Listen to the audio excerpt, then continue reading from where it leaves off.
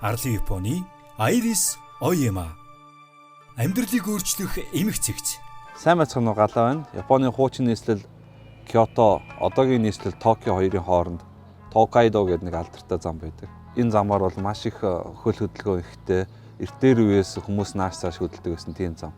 Одоо монголоор болох юм бол хар хорин Улаанбаатар хоёрын хоорондох зам гэх юм уу да.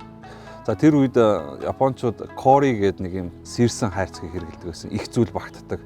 Мөн аялын явцад болохоор сандал ширээ болгоод ашигладаг.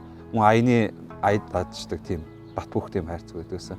Тэр нь хөгцсөр байгаад одоогийн яг энэ аялын хайрцаг болсон байгаа. Монголчууд маань ч гэсэн их зүйл ордог савнтай. Ахиухан ордог арслантай авдарчин байна уу гэд хүмүүс манай энэ савыг асуугаад идэв. Энэ хайрцагт маань 0.5 та ус, ойролцоогоор 80 ширхэг, эсвэл лацта коло 150 ширхэг хангалттай багтжээ. Аяны авдраа гэж.